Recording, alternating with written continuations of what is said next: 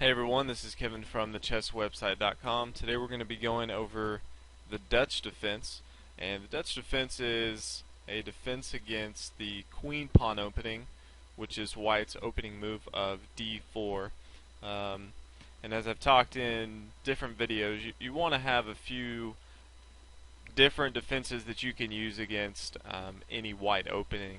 For instance, you need to have a couple defenses that you know pretty well against the pawn e4 opening, against the English opening, the c4, and the very popular d4 pawn opening that we're going to go over today. So there are definitely many options. Today we're going to be going over the Dutch defense, which is just pawn to f5. And if you've never studied it, it may look a little odd to you, but it actually plays pretty well and gives black quite a good amount of counterattack, especially on the king side, as you can imagine here. We're already starting to pawn storm the king side. And what black does from the very beginning is attack the center with one of his pawns that's not on the e or d square. In this case, it's the f pawn. Now, obviously, black's key weakness square at the beginning of any match is the pawn on the f7 square. But we're basically taking that pawn and attacking immediately the center at e4.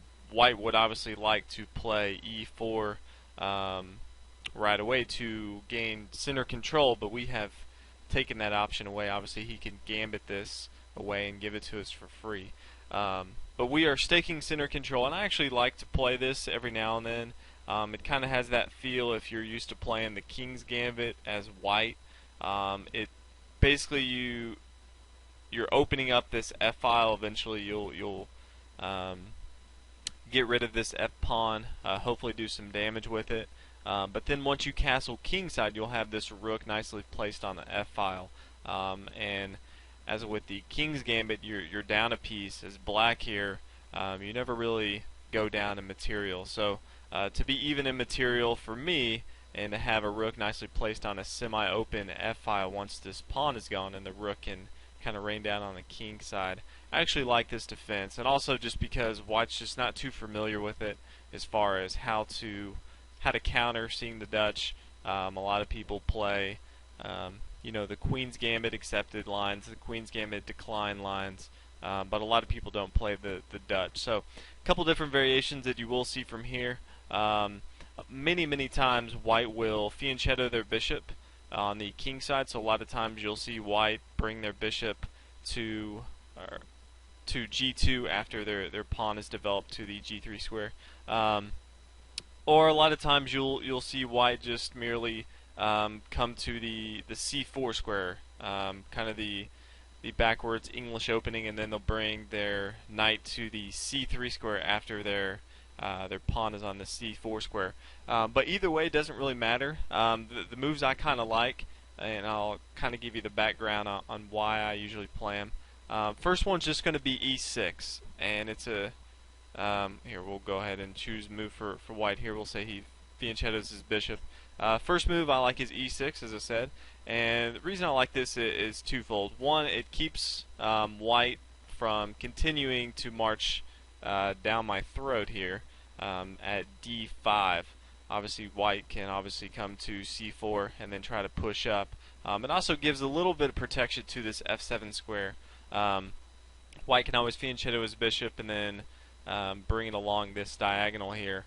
But we, right now, have a little defense from the e6 square.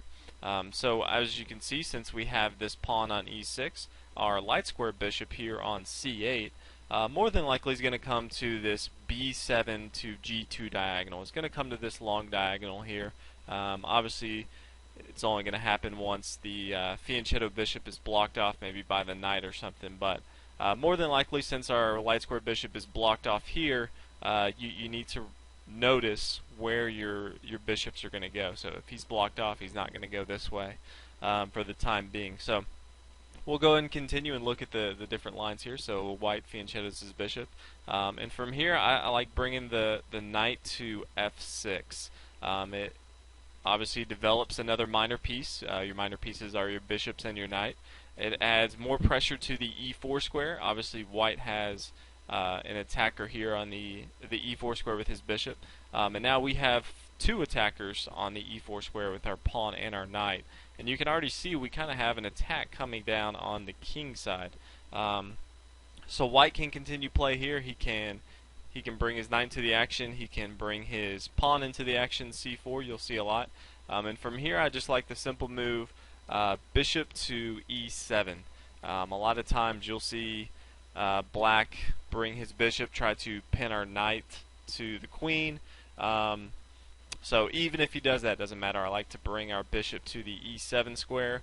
I feel like it's a good place, and also at the same time it's being developed, and we can castle next move and have a safe place for our king. And then, like I said before, our rook is on this nice long F file that we can rain down. So you can already see from here, you might see white go knight to c3, and just looking at here, you can kind of see the themes that we have going on here. White has a little better center control. He's got two pawns here on the c and d square, basically controlling on the fifth rank here, along with his knight and his bishop. Obviously, white's going to bring his knight to either f3 or e2. He's going to castle kingside. And he's got a lot of center control. Black does not. He's got some pawns here on the E and the F files, along with his knight, but he doesn't have quite the center control that white does. But also, black has started to come down and attack slightly on the king side of white. So keep that in mind. Like I said before, obviously we will want to bring our knight into the action. We can always pawn storm the queen side, so if you want to build up an attack, obviously you want to be careful and not make a move like b6 and open up your rook here. But you can always, you can even break it open with a move like c5. Your bishop on e7 is protecting this piece. Just kind of give some center protection there. You can decide which way you want to bring your queen into the action. More than likely he's going to come to the queen side. He's kind of blocked off on the king side. But you definitely have a lot of different options. There are a few more variations. Later on in videos I'm going to go over those. But these are some of the key concepts. A lot of people like to fianchetto their king bishop to the g7 square, but this is kind of how I like to play the Dutch defense, and this is kind of why I like to play it and how I like to play it. So hope this helped a little bit for those looking for a little bit of analysis on the Dutch defense. Hope you guys enjoy. Please subscribe to the videos. It helps out a lot. Leave comments, concerns, anything you want to know about, learn about, and check out other videos. Let me know what you think. Check out the website, and I'll see you guys next video. Thanks a lot.